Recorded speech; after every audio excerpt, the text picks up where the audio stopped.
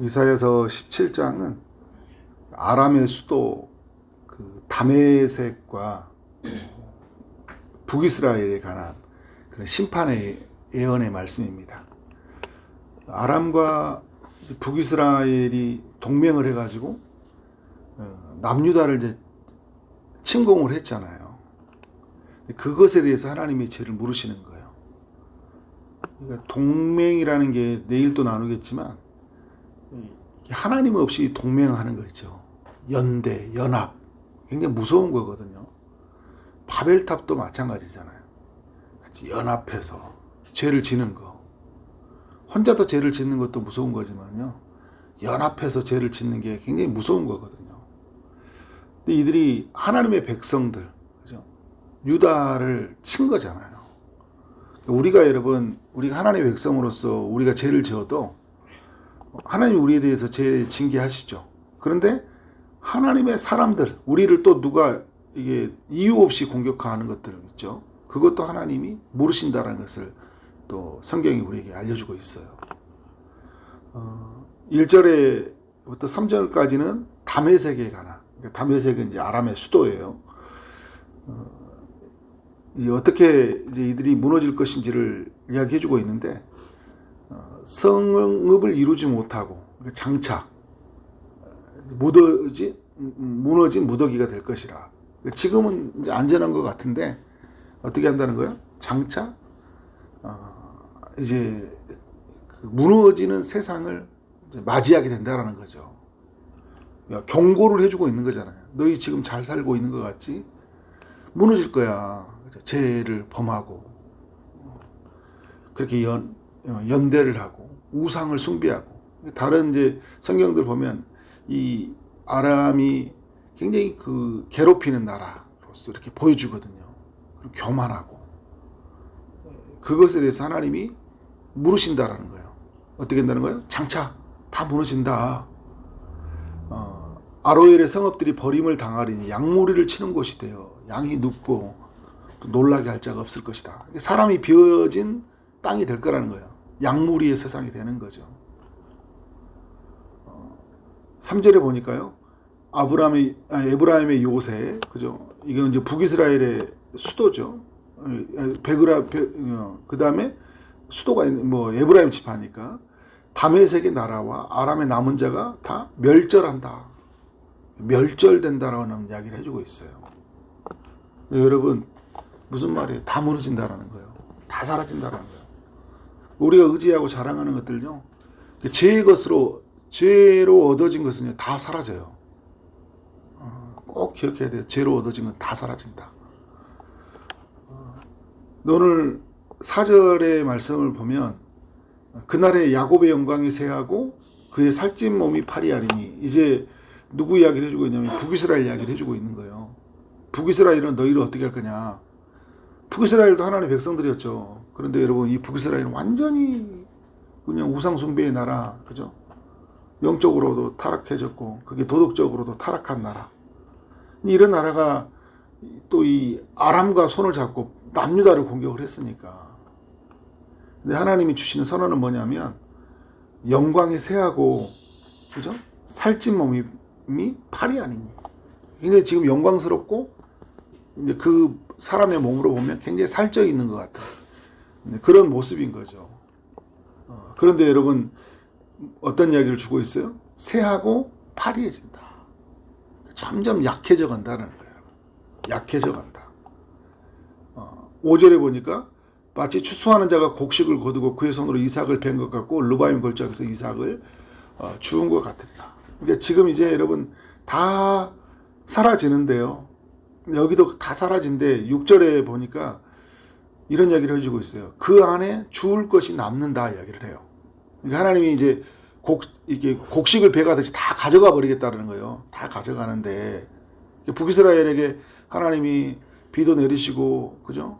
햇빛도 비춰주시고 다 하셨는데 거둬준 그 곡식을 다 가져가겠다는 거거든요. 그런데 6절에 보니까 그래도 남을 게 있다라는 거예요.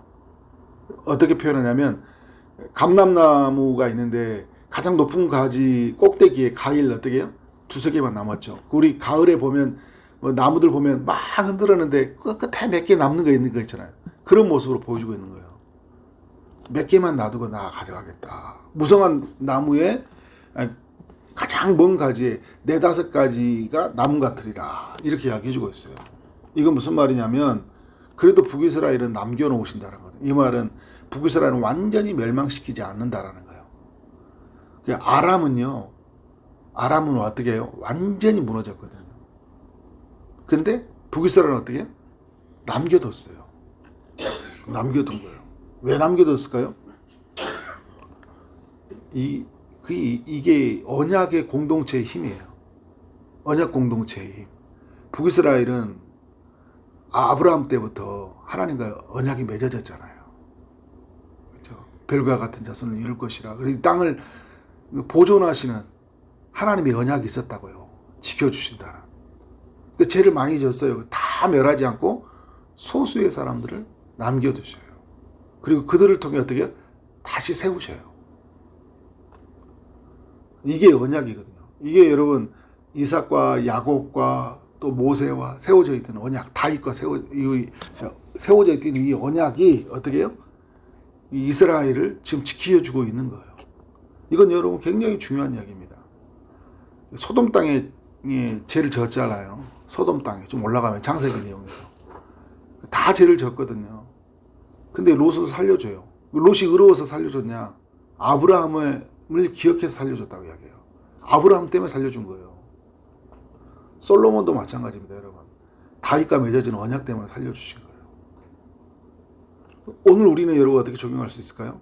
하나님이, 그러니까 예수님이 우리를 대표해서 있잖아요.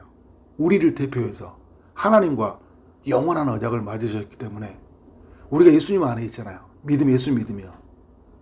그래서 우리를 보호하신 거예요. 하나님과 예수님 맺어진 언약 때문에. 우리가 잘나서 이게 지금 사는 게 아니라고요. 우리가 잘나서 이렇게 형편없는 내가 구원받았는데 구원받은 것 같지도 않은 우리의 모습들이 얼마나 많이 있어요. 그럼에도 불구하고 하나님의 구원으로 들어갈 수 있는 게 뭐 어떤 이유인지 아세요? 하나님이 예수님과 함께 영원한 언약을 맺으셨기 때문에 모든 값을 다 지불하셨잖아요. 언약의 머리로서. 언약의 보증이 되신다 이야기예요. 보증이 된다는 뭐예요? 예수님이 다 보증이 돼서 우리를 다 갚아준다는 거예요. 최만석 누구?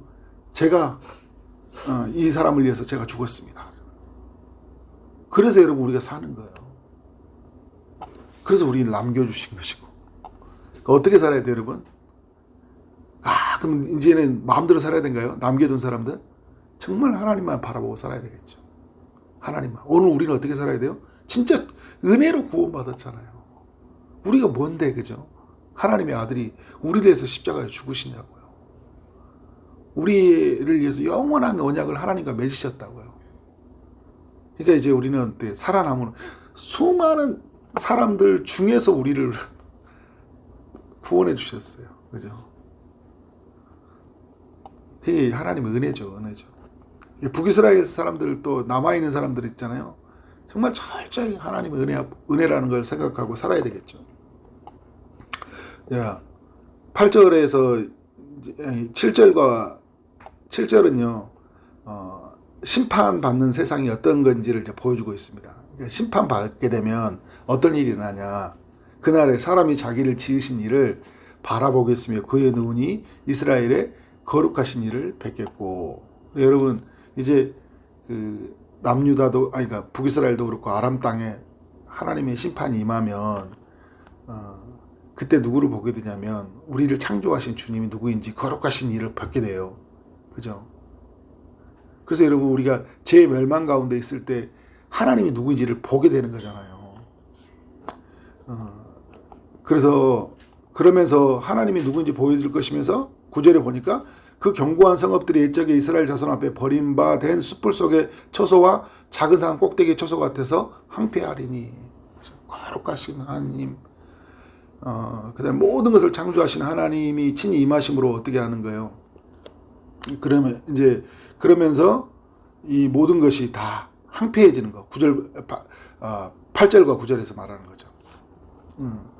그래서 이 우상이 아니라 8절에서 말하는 손으로 만든 우상이 이 세상을 지배하는 것이 아니라 창조주 하나님이 지배한다는 것을 알게 되는 거예요. 그래서 여러분, 죄의 값을 물으신다 할 때 하나님의 심판이 임하면요, 우리 삶도 그래요. 아, 뭐가 진짜인지 알게 되잖아요. 혼날 때 알죠. 그죠? 하나님 없이 내 마음대로 살았어요. 욕심이 잉태해서 죄를 낳고 제가 장성하니 사망이 낳는 것처럼 그냥 내 욕심대로 그냥 그것이 사망이 이루어진 줄 모르고 마음대로 살았는데 하나님의 징계를 딱 만나고 나면 이게 아니구나, 그죠? 알잖아요. 이게 아니구나, 이건 허상이구나, 이건 붙잡은 게 아니구나, 이건 나의 욕심이었구나. 하나님이 누구인지를 드러나잖아요. 그죠? 그래서 뭐예요? 아닌 거는 무너지는 거예요. 황폐하리니. 무너지는 걸 보면서 진짜를 보게 되는 거죠. 영원히 무너지지 않는 걸 보게 되는 거예요. 근데 왜 이렇게 됐냐? 10절에서 이야기하고 있어요. 이는 이제 너희들이 말하는 거예요. 누구를 잊어버렸다고요? 구원의 하나님을 잊어버렸다. 왜 이렇게 됐냐? 왜 이렇게 무너져 버렸냐? 왜 이렇게 형편없이 돼버렸냐? 누구를 잊어버렸다고요? 구원의 하나님을. 우리를 구원하신 하나님. 영원한 언약을 맺어주신 하나님. 그 하나님을 잊어버렸다라는 거예요. 여러분, 하나님 잊어버리면 우리 인생이 가장 비참한 거예요. 뭐가 없어서 비참한 게 아니라 누구를 잊어버리면 비참하다고요? 하나님을 잊어버리면 안 된다고요.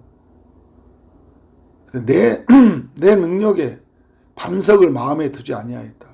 그러니까 우리의 참으로 우리의 능력이 되시고 우리의 힘이 되시는 그 하나님을 우리의 마음에 두지 않고 우리 마음에는 헛된 우상과 우상이 주는 그 가치들, 그리고 같이 함께 세상과 연합해서 연대해서 쳐들어가고 빼앗고, 그죠?